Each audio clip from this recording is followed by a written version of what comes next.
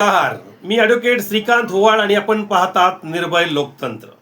समान नागरी कायदा देशात आणि महाराष्ट्रात आणण्याची तयारी जोरात सुरू आहे. सरकार सांगत आहे की यामुळे सर्व काही आलबेल होईल, सर्व प्रश्न सुटतील. पण मी एक वकील म्हणून आणि जनतेचा प्रतिनिधी म्हणून सरकारला काही मूलभूत प्रश्न विचारायचे आहे. हे जनतेचे प्रश्न आहेत, जनतेच्या मनातील प्रश्न आहेत, ज्याची उत्तरं अद्यापर्यंत या सरकारनं दिलेली नाहीत. तर चला आज या निर्भय लोकतंत्रच्या चॅनलवरती सरकारला 10 प्रश्न जनतेच्या मनातील विचारूया. प्रश्न आहे, जर हा कायदा सरसकट लागू केला तर वेगवेगळ्या समाजाच्या शेकडो वर्षाच्या परंपराचं काय करणार?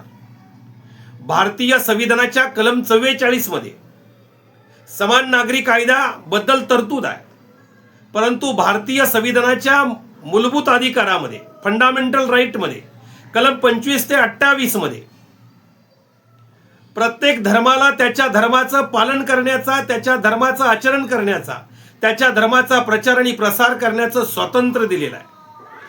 मग या कायद्यामुळं मूलभूत फंडामेंटल राईट वरती गदा येत नाही का? आणि यासाठी लोकांनी हा कायदा पाळण्यास नकार दिला तर समाजात अराजकता निर्माण होणार नाही का? प्रश्न क्रमांक 2, आदिवासी बांधवांना या कायद्याच्या कचाट्यातून वगळल्यास समानता राहील का? संविधानाने आदिवासींना अनुसूची 5वी आणि अनुसूची 6वी नुसार त्यांच्या जल, जंगल, जमीन आणि संस्कृतीच्या रक्षणासाठी विशेष कायदेशीर कवच दिले. जर सरकारने आदिवासींना या कायद्यात ओढलं तर त्यांच्या संस्कृतीवर गदा येईल आणि ईशान्य भारतासह महाराष्ट्रातील आदिवासी भागात मोठ्या प्रमाणात असंतोष निर्माण होऊ शकतो. आणि जर सरकारने त्यांना कायद्यातूनच वगळलं तर मग समान नागरी कायदा या कायद्याचा दुटप्पीपणा ठरणार नाही का? प्रश्न 3, लिव्ह इन रिलेशनशिपच्या अनिवार्य नोंदीमुळे तरुणांचं स्वातंत्र्य धोक्यात येईल का?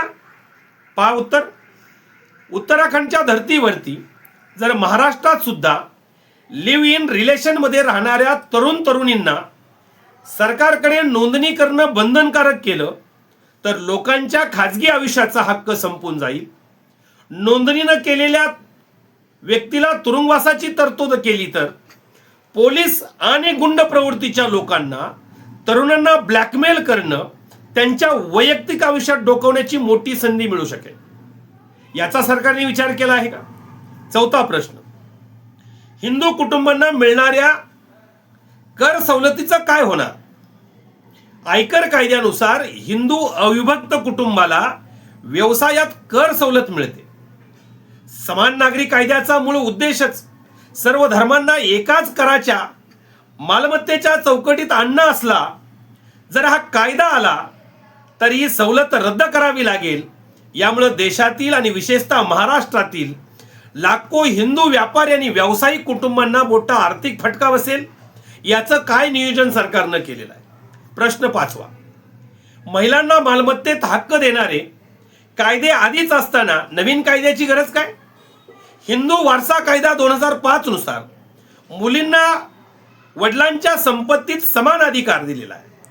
ख्रिश्चन आणि मुस्लिम कायद्यामध्येही महिलांचे मालमत्तेचे अधिकार स्पष्ट केलेले आहेत. जर सरकारला महिलांचं सक्षमीकरणच करायचं असेल तर आहे त्या कायद्यांची कडक अंमलबजावणी करणं गरजेचं आहे. नवीन कायदा आणून केवळ राजकीय फायदा लाटण्याचा प्रयत्न आहे का, अशी लोकांमध्ये शंका आहे. अशी यामुळे शंका निर्माण झालेली आहे. प्रश्न क्रमांक 6, बहुपत्नीत्वावर अर्थात दुसऱ्या लग्नावर बंदी आणताना होणाऱ्या छुप्या विवाहांना सरकार कसं रोखणार? कायद्यानुसार सर्व धर्मात एकाच लग्नाची परवानगी आहे. हे ऐकायला खूप चांगलं वाटतं, पण सध्या हिंदू कायद्यात दुसऱ्या लग्नाला बंदी असूनही समाजात हजारो लोक छुप्या पद्धतीने कागदोपत्री नोंद न करता दुसरे लग्न करतात. नवीन कायद्यामुळे हे प्रकरण थांबणार नाहीत, तर उलट छुप्या लग्नाचे प्रमाण वाढून महिलांना कायदेशीर संरक्षण मिळणे आणखी कठीण होणार आहे. यामध्ये महिलांना जास्त त्रास होणार आहे.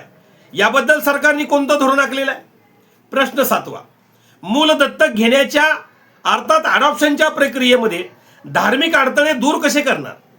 सध्या वेगवेगळ्या वैयक्तिक कायद्यामध्ये मूल दत्तक घेण्याचे नियम खूप कडक आणि अतिशय क्लिष्ट आहेत. समान नागरी कायदा आल्यावर कोणत्याही धर्माची व्यक्ती कायदेशीररित्या मूल दत्तक घेऊ शकेल आणि त्या मुलाला रक्ताच्या मुलासारखेच अधिकार मिळतील. हे पाऊल चांगलं असलं तरी धार्मिक संस्था आणि अनाथालये यांच्यातील अंतर्गत वाद यामुळे वाढण्याची शक्यता नाकारता येत नाही. यासाठी सरकारनं कोणतं पाऊल उचललेलं आहे? प्रश्न आठवा. केंद्र आणि राज्य यांच्यात कायदेशीर संघर्ष झाला तर सामान्य माणसानं कुठं जायचं आहे? कौटुंबिक कायदा हे केंद्र आणि राज्य दोघांच्याही अखत्यारीत येतात. हे दोघांचेही विषय आहेत. जर केंद्राने एक मसुदा तयार केला आणि राज्यांनी त्यात आपापल्या सोयीनुसार बदल केले तर भारतात एक देश एक कायदा स्वप्न बाजूलाच राहील. एका राज्यात जे कायदेशीर आहे ते दुसऱ्या राज्यात बेकायदेशीर ठरेल. या गोंधळात सामान्य माणसाची ससेहोलपट होणार आहे. त्याला कोर्टाच्या फेऱ्या माराव्या लागणार आहेत. तो पिचला जाणार आहे. याच्यासाठी सरकारची कोणती तरतूद आहे? 9वा प्रश्न. आधीच 5 कोटी केसेस प्रलंबित असताना न्यायालयावर येणारा ताण कसा पेलला जाणार आहे? नवीन कायदा लागू झाल्यावर जुन्या करारांचा मालमत्तांचे आणि लग्नांचे कायदेशीर अर्थ लावण्यासाठी लाखो नवीन केसेस कोर्टात दाखल होतील. आपल्या देशातील न्यायव्यवस्था आधीच संत आहे. नवीन कायद्याच्या गोंधळामुळे न्यायालये पूर्णपणे ठप्प होतील. न्यायालयामध्ये गोंधळ उडेल आणि सामान्य माणसाला न्याय मिळणे सोडा फार दुरापास्त होईल. याची कोणती व्यवस्था सरकारने केलेली आहे? 10वा प्रश्न. जनतेला विश्वासात न घेता कायदा लादल्यास होणाऱ्या अराजकतेला जबाबदार कोण असणार आहे? कोणताही मोठा सामाजिक कायदा करताना देशातील सर्व धर्माचे प्रतिनिधी, कायदेतज्ञ आणि महिला संघटनांशी सविस्तर चर्चा करणं आवश्यक असतं. जर सरकारने केवळ संसदेतील बहुमताच्या जोरावर हा कायदा लोकांवर जर लादला तर देशात शेकडो ठिकाणी आंदोलनं होतील. शेकडो ठिकाणी देश जाम होईल. कायदा सुव्यवस्था बिघडून जाऊ शकते. समाजात अराजकता पसरू शकते. त्याची संपूर्ण नैतिक जबाबदारी शासन घेणार आहे का नेहमीसारखं हात वर करणार आहे? तर मित्रांनो, हे आहे जनतेच्या मनातील 10 सत्य प्रश्न आणि त्याचं विश्लेषण. कायदा कसा असावा? तर कायदा असा असावा जो समाजाला न्याय देईल. समाजात फूट पाडणारा कायदा नसावा. सरकारने या विश्लेषणाचा विचार करून जनतेच्या मनातील भीती दूर केली पाहिजे. हीच निर्भय लोकतंत्राची मागणी आहे. तुम्हाला हे विश्लेषण कसं वाटतं? तुमच्या मनात अजून काही प्रश्न आहेत का? खाली कमेंट बॉक्समध्ये नक्की लिहा.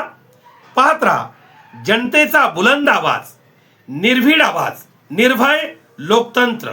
धन्यवाद.